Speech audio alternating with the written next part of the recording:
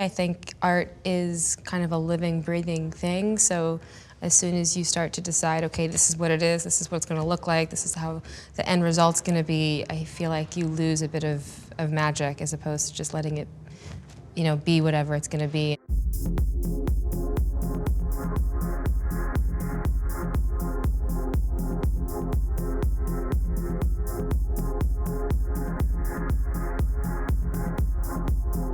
Definitely my parents. My parents were always so supportive and inspiring people, not only as people, but as artists. My grandmother as well, she was, both my grandmothers, but specifically Roxy Roker was, a wonderful actor. Jodie Foster, Liza Minnelli, they were some of my favorites. I'm really inspired by a lot of my peers starting to produce and direct themselves. I think it's a wonderful time in the industry to watch not only women, but just actors starting to take their art into their own hands and become more involved in the things that we make and the stories that we're telling. I've worked with so many wonderful women. I'm so lucky in that way, and specifically my Big Little Lies family, Laura and Reese, Nicole, Shay. We keep in constant contact with each other and really support each other in so many ways, both in our personal lives and professionally. Yeah, that's been an incredible family to be a part of. The best piece of advice that I've ever gotten is to take all advice with a grain of salt. I don't think I really try and teach people lessons. I think it's really important for people to learn things on their own. I think we learn through mistakes and experience. Trying to control things too much, trying to control what you want an outcome to be. I think art is kind of a living, breathing thing, so as soon as you start to decide, okay, this is what it is, this is what it's going to look like, this is how the end result's going to be, I feel like you lose a bit of magic as opposed to just letting it, be whatever it's going to be. And I think the surprise of the outcomes part of the journey. All professional setbacks have ended up being a positive thing. I think, if you don't get a part or something, not only has it proved to be, not the right choice for me, but I also trust that, whoever does get that part, that was meant for them and they did great work. And you gotta just trust that, what's meant to come your way is gonna come your way. I think maybe Selena, I've always loved the character of Selena Kyle, of Catwoman. I think, especially as someone who didn't grow up reading a lot of comic books, I think, she's really special because she kind of transcends the world. Like, people who don't read a lot of comic books still know who she is because I feel like she's such a exciting character, specifically for women. I think she's just such a complex character. She breaks a lot of rules. And I think the idea of, it's like the gray area, people don't know if she's good or if she's bad, and I think that's a really important space for women to be able to occupy.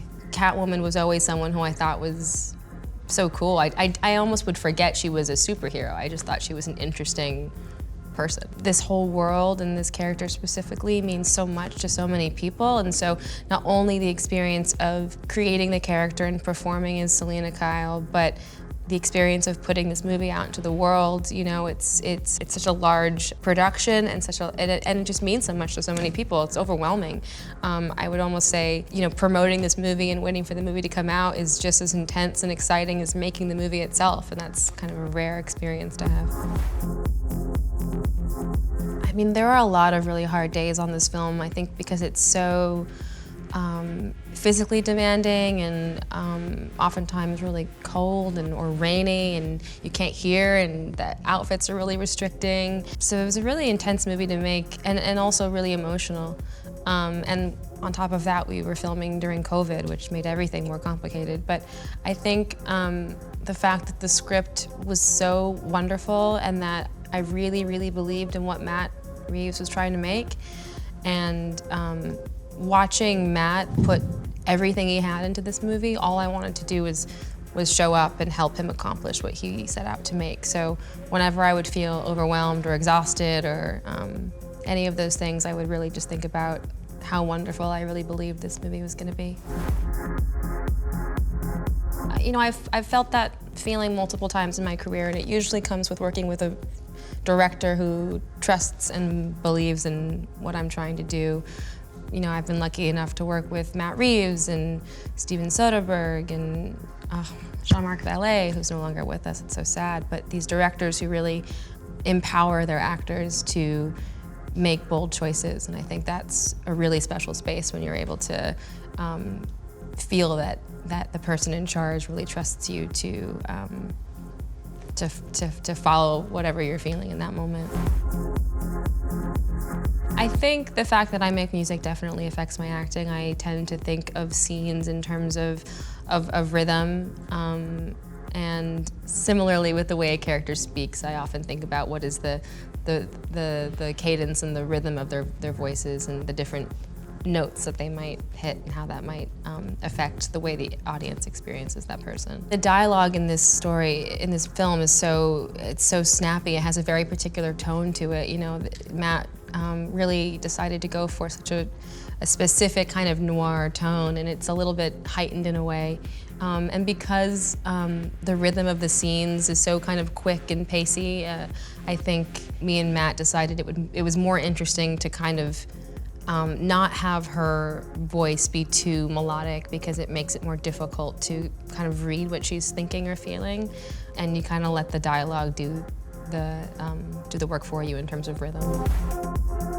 Like a follow-up question, like, what do you think about that? I wish people would say what they think and then say, what did you think about that? As opposed to just like spewing out what they think at you. Specifically men, I think, probably. What do you think? You know, that'd be nice.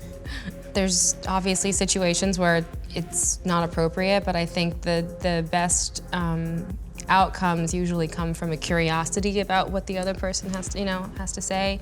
Matt specifically, you know, he would always ask what we thought, you know, and he really didn't have to do that in a film this size. He had so much on his plate, and he would always kind of, you know, he would say what he thought and then say, what do you think? And I do think that's always going to yield the best result, you know. I think it's important, even if you don't agree, it's important to know what someone's thinking so you can kind of adjust and guide your actors that way.